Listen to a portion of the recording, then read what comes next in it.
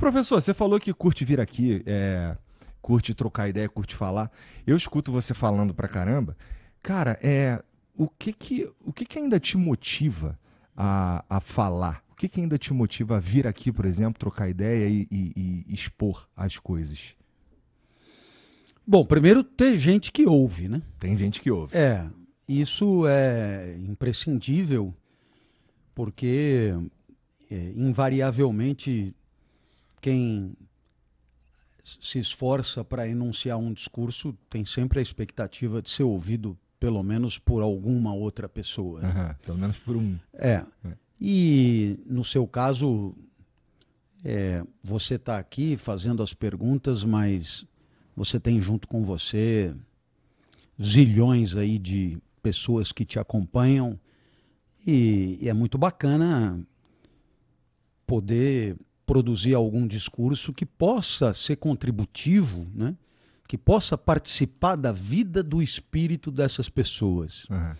Não é para que elas aprendam decorando e repitam aqui e acolá, mas é apenas para que elas considerem e usem isso para articular com outras coisas e aí formar outras ideias e seguir viagem, né?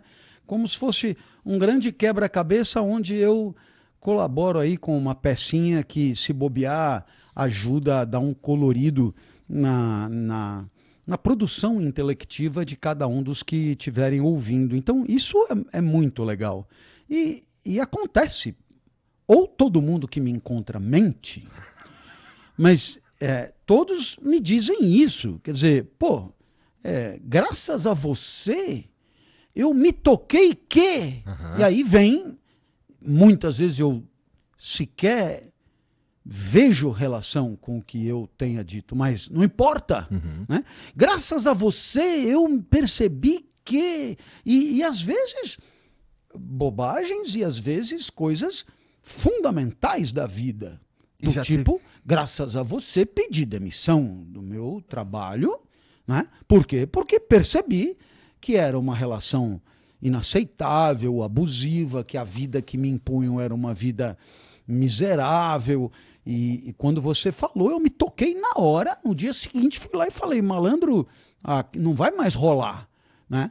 E claro, assume-se um risco, porque todo mundo precisa, ou muita gente precisa trabalhar e precisa das consequências do trabalho, mas ao mesmo tempo abre-se uma oportunidade para colocar no lugar uma atividade que seja mais enriquecedora, Uhum. que seja mais produtiva, né? Que tenha mais a ver com cada um. E eu acho que essa oportunidade é uma oportunidade que todo mundo merecia ter, sabe? Também acho. Não é possível que todo mundo tenha que trabalhar aonde tem vaga, sabe? Eu sei que não me tome por um doidivanas alucinado que não tem contato com a realidade. Eu sei como as coisas funcionam. Né? Eu trabalhei como professor antes de dar palestra, sabe? E era vermelho, vermelho, vermelho, vermelho. Nunca eu dava aula numa faculdade, depois em duas, depois em três, depois em quatro, depois em cinco. Você sabe como é? Você começa a acumular contratos de trabalho. Eu tinha conta, eu tinha conta até no Mercantil Finasa, conta no banco do Ayrton Senna, conta no banco e era tudo um coisinha aqui, uma coisinha ali, juntava isso com aquele, com aquele, com aquele, com aquele, com aquele, com aquele, e não conseguia nunca dar conta daquilo que era o esperado, né? E então eu não sou um alucinado, eu sei como as coisas funcionam. Porém, ao mesmo tempo, eu sei também que se tiver outras vidas para viver, ótimo. Mas eu aposto só nessa aqui. Uhum. Por quê? Porque sou limitado, porque sou espiritualmente rasteiro, porque sou um réptil, porque não entendi nada. Mas eu fico só com essa. E já que só tem essa, vamos caprichar nessa. E agora, como é que você vai caprichar na vida, ou seja, tornar-se um vivente virtuoso, se você passa um monte de tempo trabalhando num treco que não tem nada a ver? E não é que não tenha nada a ver objetivamente. Não tem nada a ver com você. E isso já é suficiente para amargar a vida. Total. Né? É suficiente para tornar a vida uma espécie de... Né? Ou pelo menos tornar o trabalho um pedágio a pagar para... Né? Para estar vivo. Então, e aí eu tenho absoluta convicção de que todos os grandes valores da vida vão além disso, vão além da sobrevida, vão além do que é minimamente necessário. Muito embora, para alcançar todos os grandes valores da vida, seja necessário ter sobrevivido, seja necessário estar vivo. Mas ainda assim, não basta. Ninguém, isso é um desafio, né? Ninguém, na hora de pensar sobre a própria vida, se limita a justificar o seu esforço apenas por sobreviver. Ninguém. As pessoas dirão, eu estou lutando pela vida. Ponto. Imaginando aí um cara em dificuldades de saúde e tal. Bom, estou lutando pela vida. Mas é porque isto me permitirá um final de semana a mais com os meus filhos. Isso me permitirá mais um solo de violoncelo. Uhum. Isso me permitirá mais uma palestra.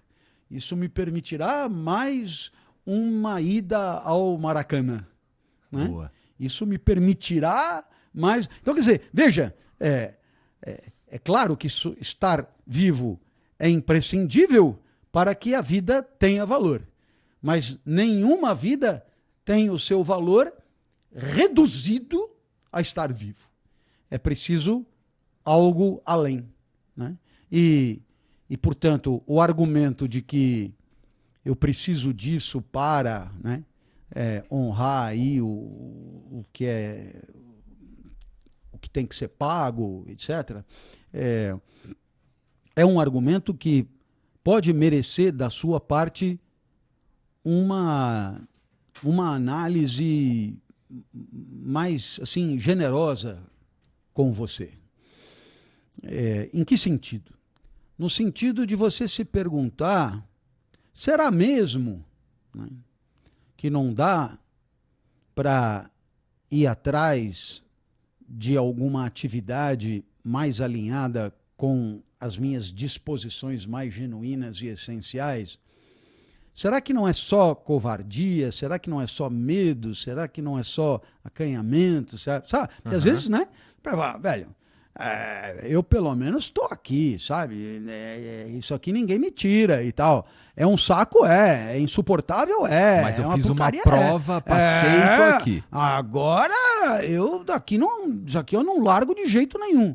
Então, veja, isso é você trocar o valor, muitos valores que uma vida exuberante poderia te trazer, por uma certa comodidade, uma certa segurança. Isso é uma escolha que você está fazendo, né? E talvez você pudesse arriscar um pouquinho mais. E isso talvez exija de você um tiquinho mais de coragem, né? De gestão do próprio medo. Né? E talvez o seu medo, ele não seja só uma questão sua, mas ele surja de todo um entorno que te amedronta, né? Que reforça o teu medo.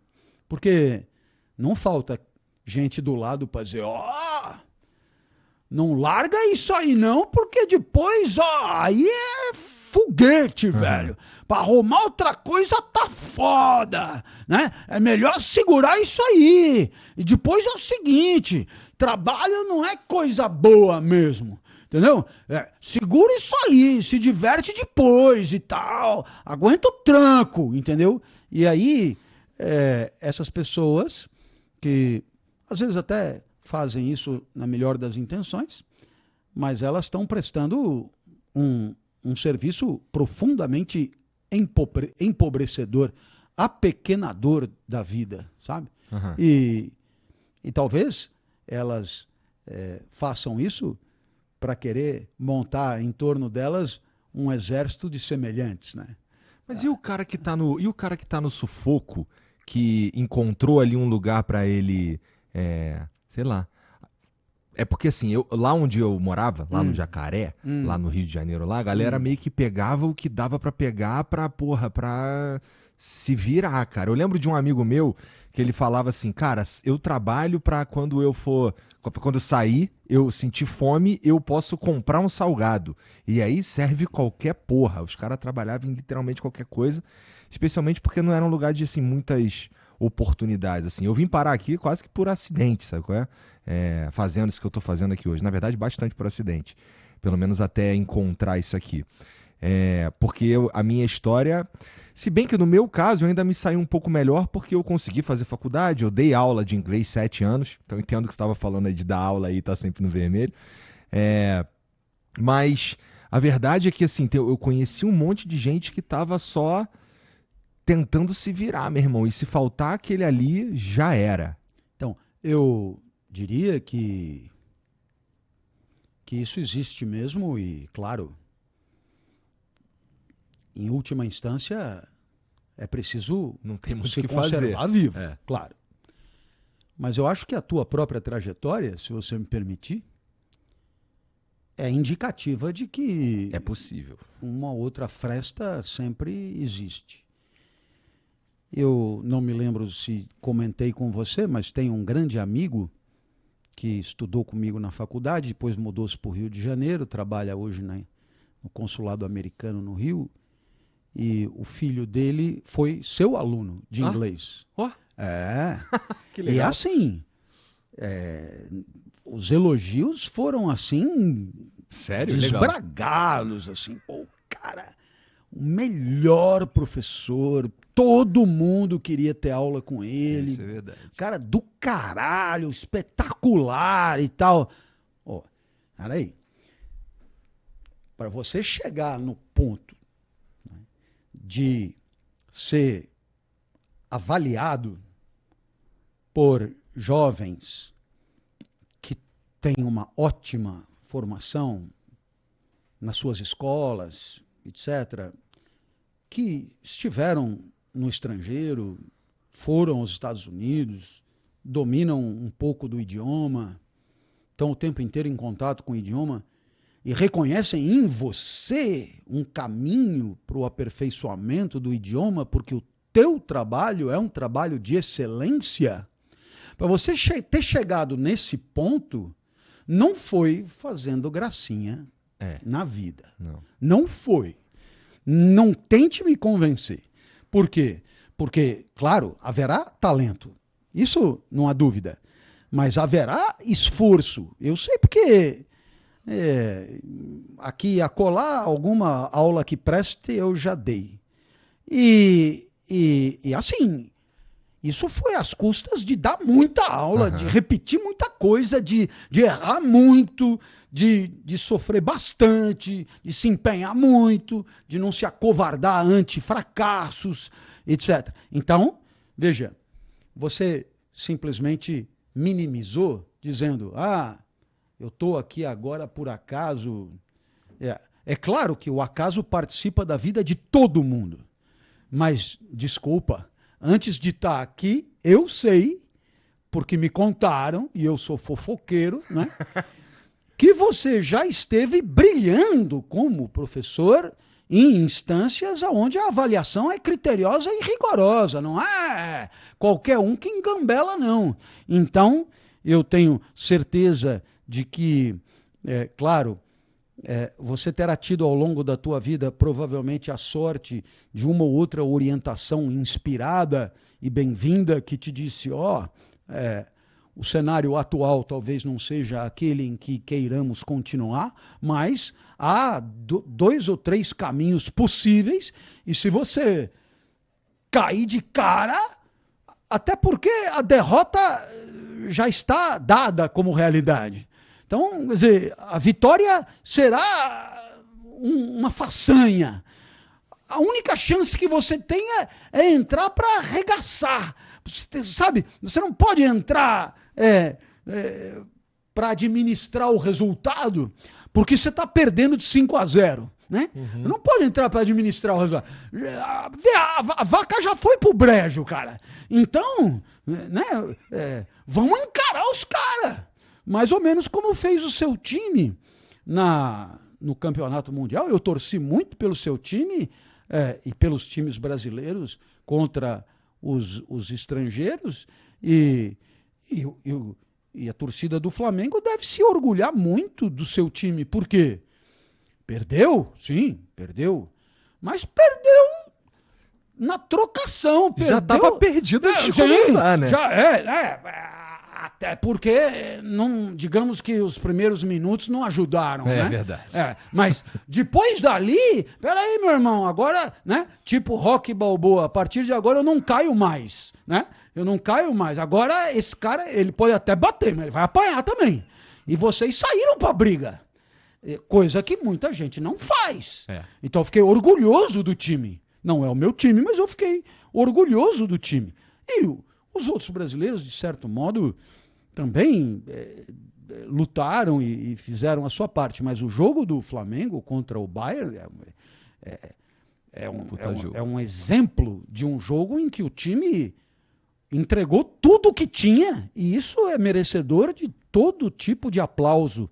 Então, eu fiquei muito orgulhoso mesmo de ver como é que o Flamengo se viu com aquilo. E eu acho que tem um pouco a ver com isso que você me pergunta, né?